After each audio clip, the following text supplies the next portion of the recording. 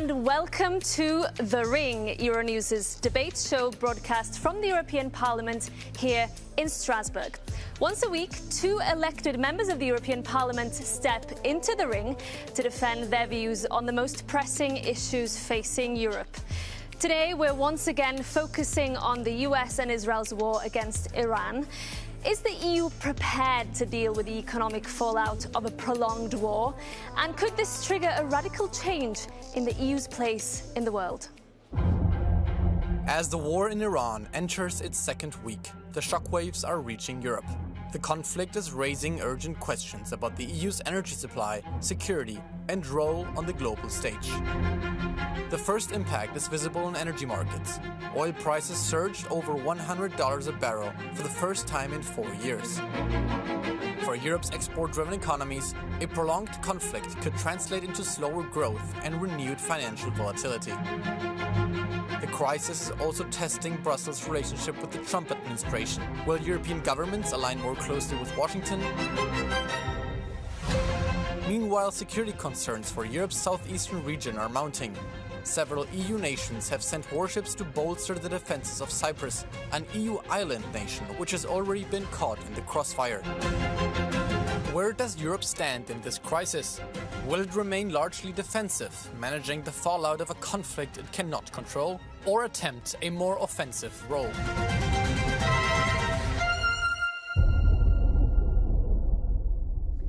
Just some of the questions we have for our contenders today. Let's meet them. Antonio López Istúriz, a Spanish MEP from the centre-right European People's Party. A lawyer by training, he has been an MEP since 2004, and he sits on the Committee on Foreign Affairs at the European Parliament. Commenting on international security challenges, he has stressed the importance of strengthening cooperation among democratic partners. In the context of the escalation in the Middle East, he said, "Given Iran's support for terrorism, its nuclear ambitions, and its regional aggression, the West cannot remain passive." Daniel Attard, a Maltese MEP from the Socialists and Democrats group. A lawyer by training, he was elected to the European Parliament in 2024, where he's vice chair of the delegation for relations with Iran.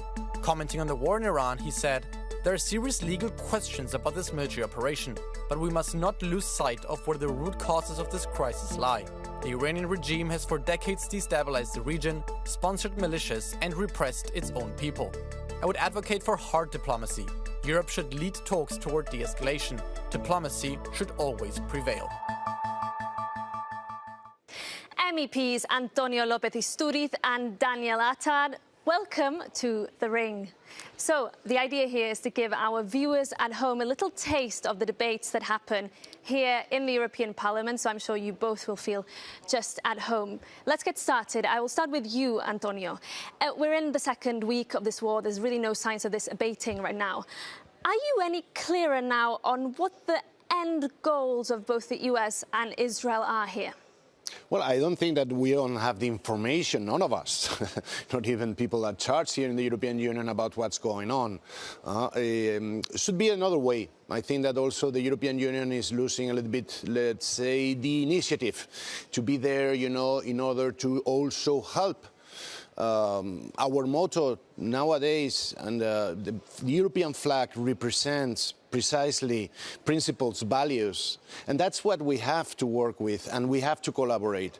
But we are not really in the decision-making at worldwide situation, at the geopolitical situation today. Okay, you mentioned those European values. I think the EU is also built on this concept of international law and respect for the rules. You've said, Daniel, that this initial strike from the US and Israel that triggered the war was not in line with international law. So is it right now that the EU, as Antonio says, does more to support the US and Israel in this war? The EU should stand up for its values. As my colleague has said, our mission is clear, in my opinion. We should, first of all, push for de-escalation, build a path towards a return to diplomacy, protect our citizens and our interests in the region, and we should also stand firm with the long struggle of the Iranian people for freedom and dignity. Because, as I said, there are serious questions on the legality of this military operation, but we should not lose sight of the historical context of the Iranian regime, how the crisis unfolded over the past decades, not just over the past 15 days. Okay, but let me put this to you. Is the war so far doing anything to help the Iranian people? The Iranian regime has been for years building up its nuclear capacity. Its moments to become military-grade uranium also has been sponsoring terrorist attacks all over the world for years. I think it's also about time that Iran and the regime learns about also principles and values. And sometimes we have to be strict on this. But we've seen the supreme leader being replaced by his son. So if it is regime change that the US and Israel are pursuing, it doesn't seem that that's working so far. Do you think it's right to pursue regime change from the skies? I think it should be a joke to say that we have a regime change when the son takes from the father. Let's say a sad joke, because these people have killed thousands, specifically also women that were fighting for the freedoms in Iran. We cannot escape that reality. So also we have to fight for our principles and values, fighting these kind of regimes. And for them to change, and also to have, and I agree with Daniel, that we give the Iranian people the opportunity also to take the future for themselves, for a democratic future in Iran. I am sure that him and I, and many in this parliament, we agree. There was a resolution 2 weeks ago about Iran, only 9 votes against from the extreme right. The rest of the parliament was absolutely agreeing. I had the pleasure, the honor of being the chief negotiator of this resolution, and that was the image of this parliament united for that purpose. So there's consensus on that, on the brutality of the Iranian regime and the need for the EU to support the pro-democracy, pro-freedom movement. But a socialist voice in Europe, Pedro Sánchez, the Prime Minister of Spain, has also been very firm in calling for restraint and this message of no to war. Do you stand with his message? Pedro Sánchez spoke for the upholding of international law. And I believe in this House we all stand for international law, international order and multilateralism. What do you make, both of you, of the response from the EU institutions? Who speaks on behalf of the EU when it comes to this conflict? Maybe we can start here. Listen, the European Parliament has been clear and consistent. We have been calling for the designation of the IRGC as a terrorist organization for at least 3 years. 3 years, repeating our call for this designation, and it took the Council 3 years to align with the Parliament's position. So this institution, where we stand today, has been clear and vocal, but we lack the unanimity as a European Union. Yes, but if I may, there is an all-out war happening, affecting Europe, shockwaves in terms of energy prices, economic fallout, and so on. Now that there is a war happening, who speaks for Europe? Do you think that it should be von der Leyen, for example? Should it be clearly Kaja it's not Pedro Sánchez. And let me point that, because he is now in the, let's say, pre-electoral process in Spain. And it's not good to mix things and to give rhetorics like the no to war. I mean, we don't want wars. No one wants. But to use it, for internal purposes, now more than ever, we have to be united. There has not to be any discordant voices. We have to, and maybe what Pedro Sánchez should do is come to the Council, agree with the prime ministers, even from Malta, from Germany, everybody, and we have a common position. That's how things are done in this European Union, and at least he should respect that.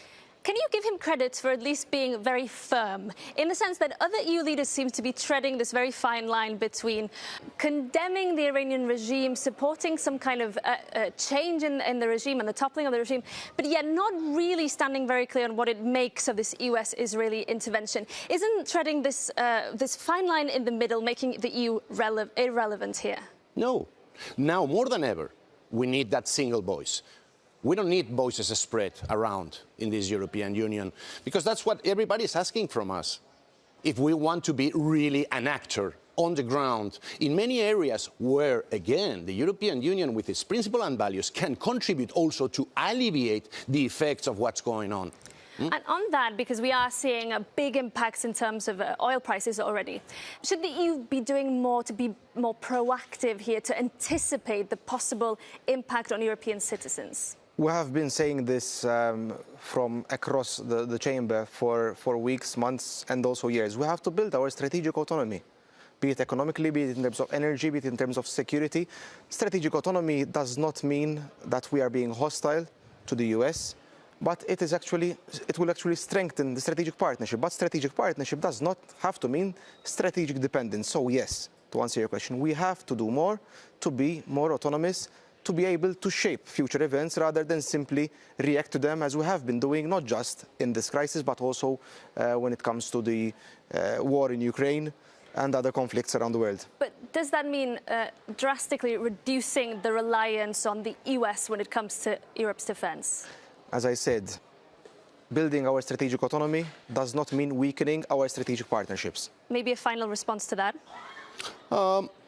Strategic autonomy means inside the systems where we are, the structures where we are, NATO, United Nations, that we have Europeans together, we have a single voice, again, not dispersed voices on electoral purposes, but a single voice in these structures, that we react as, and also we are working with our allies. Who are our allies? Democratic countries. That might be perfect or imperfect. Maybe they have not elected the president we wanted, or yes, but they are democracies. Okay, and we have to be patient, like they are also with us sometimes, I have to say. Let me stop you there. I see we're getting warmed up here in the debate, but it's now time to move on to the second round. It's time for our contenders to directly challenge each other. They've come here today armed with their own questions for their opponent. So let's hear them, and let me start with you, Daniel. Your first question to Antonio. So, Antonio, we have been talking about strategic autonomy, but does that mean that we have to align with decisions taken by others across the region, across the transatlantic? Not to follow, and I'm sure that we should agree, not to follow, but to be in the decision-making and also contributing with our European values in that decision-making. Maybe we could do a difference.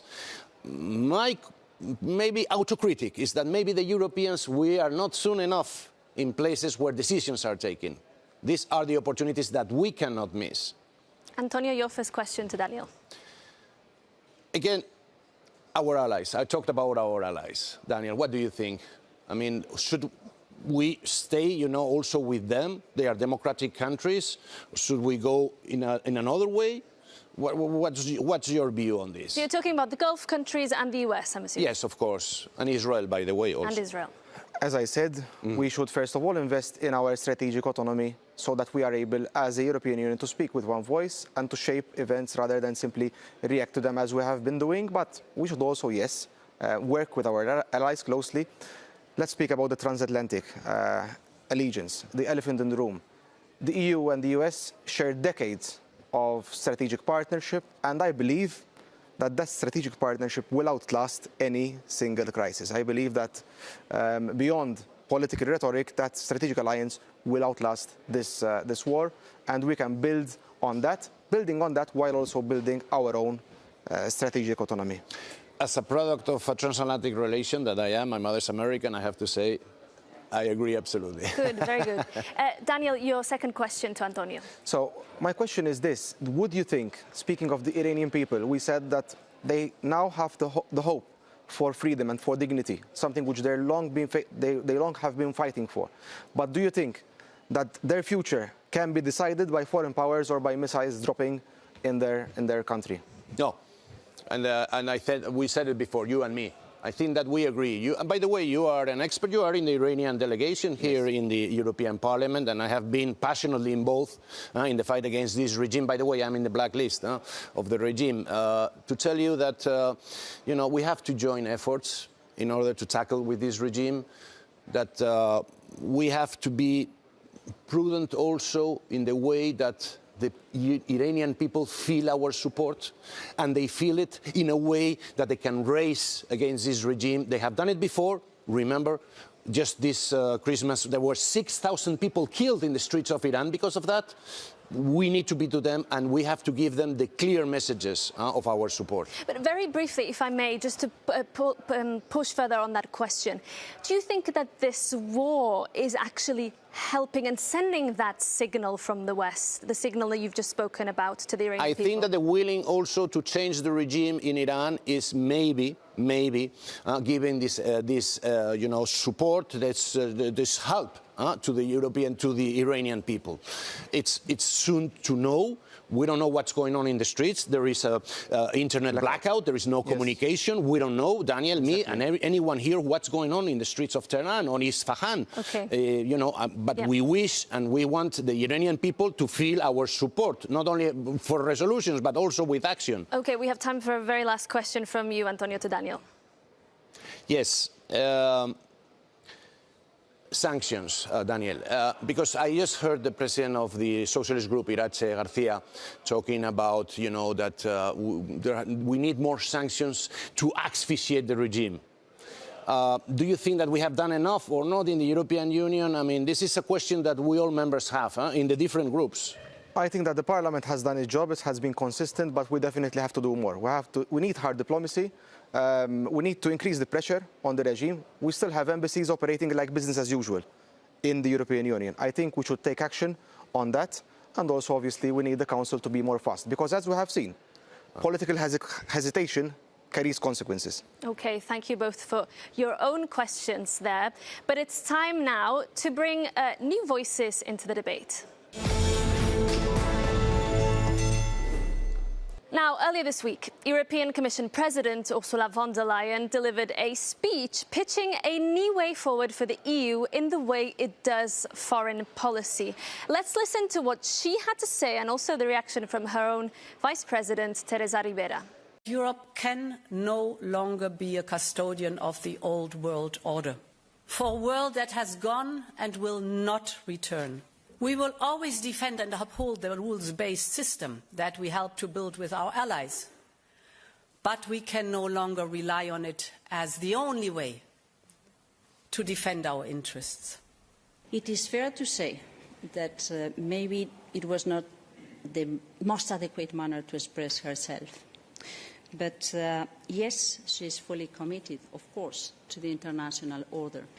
But to me, it is key to defend, to stress, to underline that international law is a key element of building the European project and the European security. The large majority of countries around the world think that this is the best thing we have done since the end of World War II, but it is absolutely key for Europe. Antonio, is von der Leyen right? Does the EU need to change the way it does foreign policy? It's a little bit sad, no, to see the Vice President of the Commission receiving phone calls from the Prime Minister of Spain and introducing his agenda. I don't think that, in the declarations of Ursula, I don't see the agenda of anyone except the European one. When she said we cannot set a tier for the regime, I think that we can all agree, with this approach. Well, we do have a socialist here on set. You belong to the same political family as Ribera, of course, and the Prime Minister Pedro Sánchez. What do you make of that? I think that beyond the political rhetoric with an upcoming election in Spain, what Pedro has said is he stood up for international law, for what we stand for in this House. But it also shows the beauty of this House, that we can have different opinions, but we can also agree on the basics. But and to be clear, international crises rarely offer simple answers. But complexity does not have to mean moral blindness. Okay, that is clear. What von der Leyen is saying that, continuing with the same agenda is naive because the world around us is changing. Do you agree with her in that, there needs to be more pragmatic, interest-based approach to the EU's foreign policy? I'm all for a pragmatic-based approach, but we have to be able also to speak with one voice when it comes to what we stand for, our values, the rule of law, international order. And we must also be able to condemn the killing of innocents, like the children, the school children which were killed innocently in Iran. Was the timing of her speech right, would you say? The speech of von der Leyen? Of von der Leyen, when she casts a little bit of a doubt on the strength of the EU's kind of commitments to the rules-based order. She said that EU can no longer be a custodian of that rules-based order. I wouldn't subscribe to that. I think that as a European Union, we should be strong and standing up for our values, because that is the core foundation of why this union was founded after the Second World War. Okay, let me stop you there because it's time for us to take a short break here on The Ring, but stay with us. We'll be back very soon.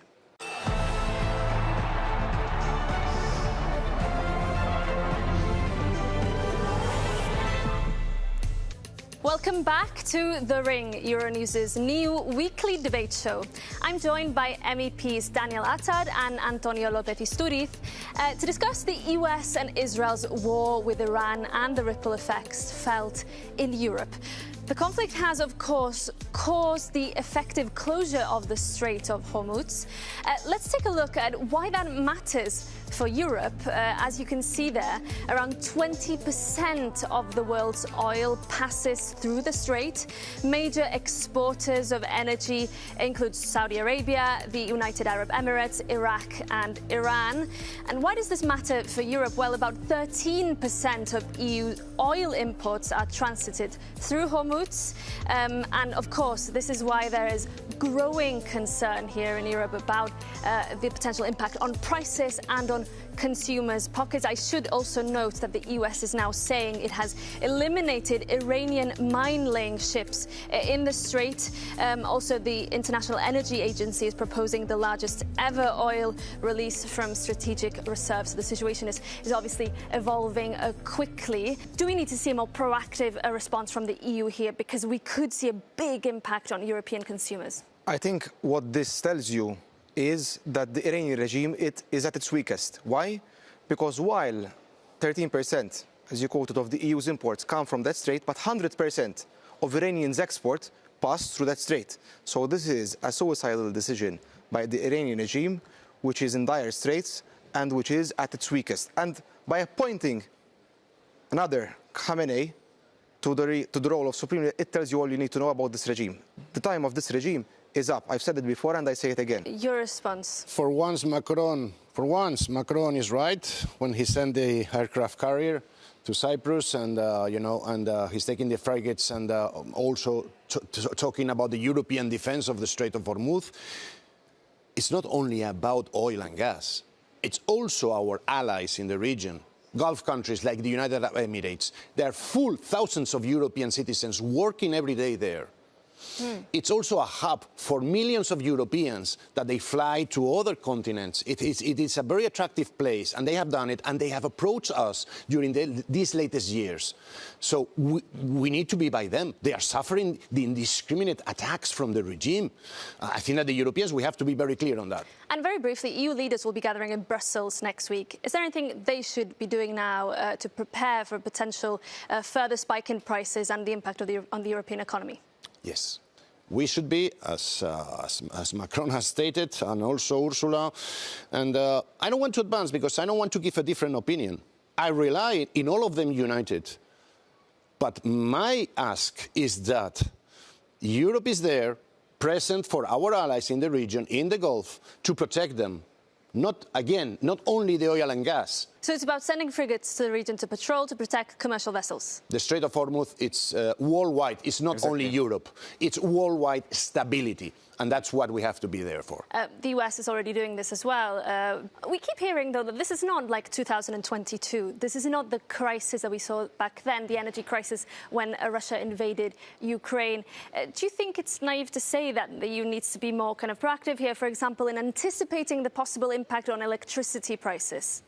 As I was saying from the start of this debate, we must be more strategically autonomous, not to react to future crises, but to be able to shape them. What does that mean? Does it mean more nuclear? Does it mean more green energy? What I wanted to say is that very well connected. Ukraine, what's going on in the Middle East, these are warning calls, wake-up calls for us Europeans, that we are surrounded by regimes, that they don't like our way of living, our democracy.